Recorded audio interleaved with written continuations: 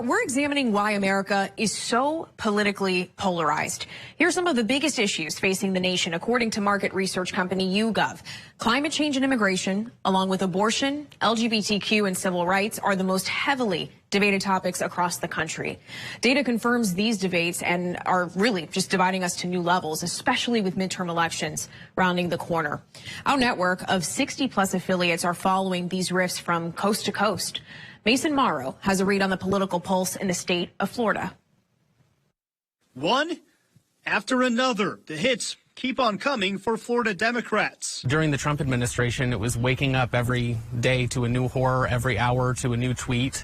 And it's starting to feel like that once again. It's like deja vu. 4 Republican forward bills were signed by Florida Governor Ron DeSantis in just a month's time. On March 28th, DeSantis signed the Parental Rights in Education Law, or better known as the Don't Say Gay bill, which prohibits educators from addressing gender or sexuality in elementary schools. 2 weeks later, the governor issued a controversial 15-week abortion ban with no exemptions for victims of rape, incest, or human trafficking. And on April 22nd, DeSantis put pen to paper on 2 more bills, one in which he redrew Florida's congressional voting districts himself, the other outlawing critical race theory in education, titled the Stop Woke Act. The Florida Democratic Party is just having so much trouble trying to kind of run from each issue to each issue, and we don't have a lot of cohesion. It's making it very, very easy, I think, to kind of splinter us apart. Sam Ronan, a political consultant for progressive candidates in Florida, says Florida's Republican Party is dancing circles around its Democratic counterpart. Keeping enthusiasm is going to be a challenge because, let's face it, Republicans have controlled the state for, 2 decades. And the gap only appears to be widening. The latest Florida voter registration numbers as of March 31st reveal a margin of almost 112,000 voters in favor of Republicans, a split that's grown by 43,000 voters since 2021. In Tampa Bay, a voting stronghold for Democrats, the party has lost thousands of registered voters in Hillsborough and Pinellas counties since the start of 2022. If things keep on going the way they're going, I don't think we have a chance. A bleak but honest outlook from Ronan, who senses Democratic foot soldiers are losing motivation to stay in the fight in the run-up to November's midterm election. But the people actually doing the muscle work of the Democratic Party of Florida, it's really hard to keep just doing that. It's hard to just keep doing that. We hear that a lot. I've said that a lot. I've said, why the heck am I not moving to New York? Like, what am I down here fighting for when I can go up to New York and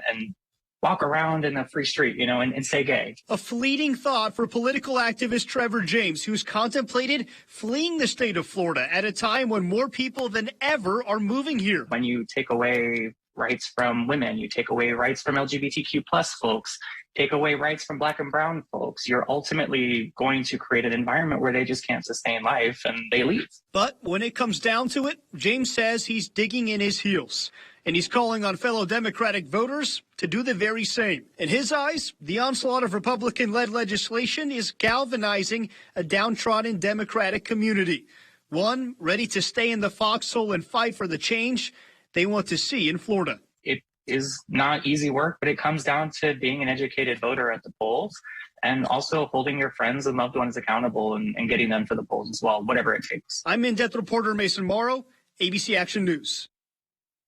Our thanks to Mason Morrow for that reporting.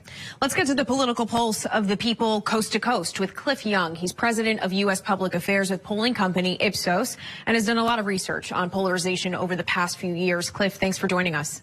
It's great to be here. So, we see huge gaps on certain issues, especially on abortion. I want to bring up your Ipsos polling from earlier this month. Over half of Americans think abortion should be legal in most or all cases. But when you break opinion down by party, nearly 70% of Democrats believe abortions should be legal in most or all cases, compared to just under 40% of Republicans. And if we look at this chart as well, we're going to pull up, we can see, this type of ideological polarization has been getting worse over the years. Why is that, Cliff? Well, we are in the midst of a culture war. And there's 2 broad perspectives that are actually opposite of each other. You have the blue perspective, the Democrat perspective. You have the red perspective, the Republican perspective.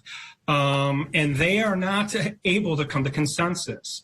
And this division, this hyperpolarization, has been, really taking hold over the last 3 decades. And the question is why? And principally, it's defined by generation replacement. There's a big gulf between the younger generations and what they think. They tend to be more progressive. The older generations tend to be more conservative. And that's the primary driver.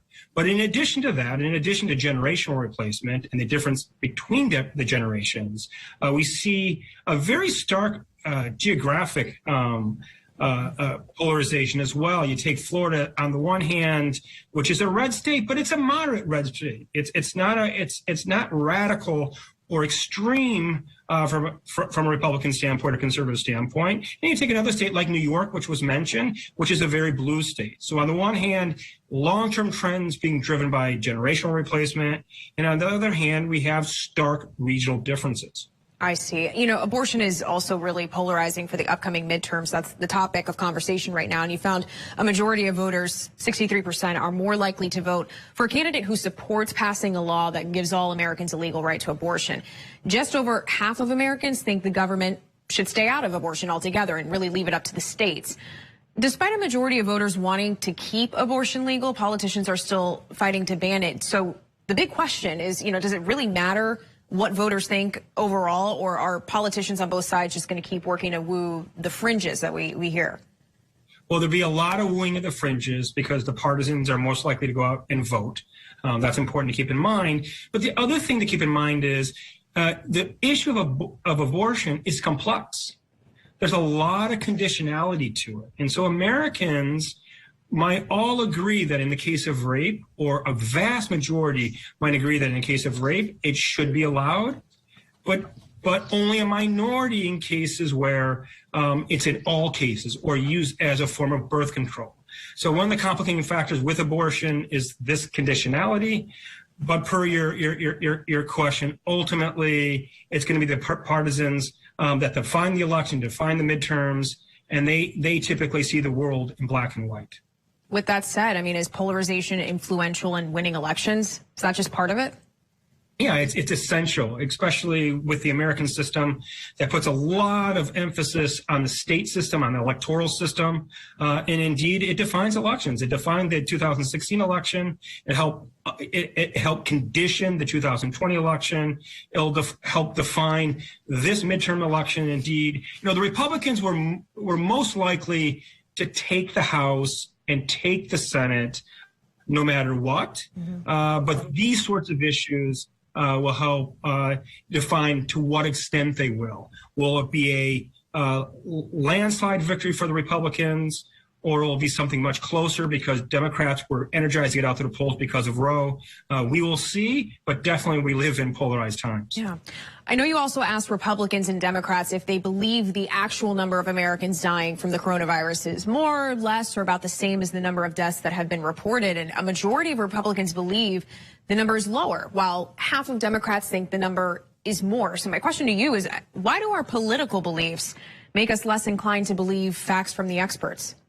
Because those facts became highly politicized. And so we can understand the context of the Trump administration trying to downplay the coronavirus over time, using that to try to get political advantage. It was always an issue that they were going to struggle with. Indeed, Biden won the campaign, won the election on the coronavirus. And when we have a situation like that where political leaders are cueing positive or negative towards a given issue, it will be, in our hyper-polarized world, it will be politicized. And that's what we're seeing today. And we have that legacy. People still have this differential belief, depending on their political persuasion, about the coronavirus. My bottom line question for you, in about 30 seconds, given what the numbers tell us, does our political system need a massive overhaul, or does a growing anti-establishment feeling help course correct the system? Well, there definitely is a broad-based anti-establishment belief that the system is broken, that it's no longer working. By the way, that's something we don't just see in the United States, we see globally. But we really have to ask ourselves the question, is the political system, is the social contract, the Constitution, and way power is distributed aligned with public opinion? And I would make an argument from the point of view of public opinion that it's not. Right? Someone can win the Electoral College, but not the popular vote. That's a great example of non-alignment. Now, what is going to be done looking forward? That's a huge question mark. But without a doubt, that will create increasing friction as our political system and the way we select our leaders and public opinion becomes increasingly misaligned. Cliff Young, we appreciate your insight and for joining us on The Why. Thank you. Thank you.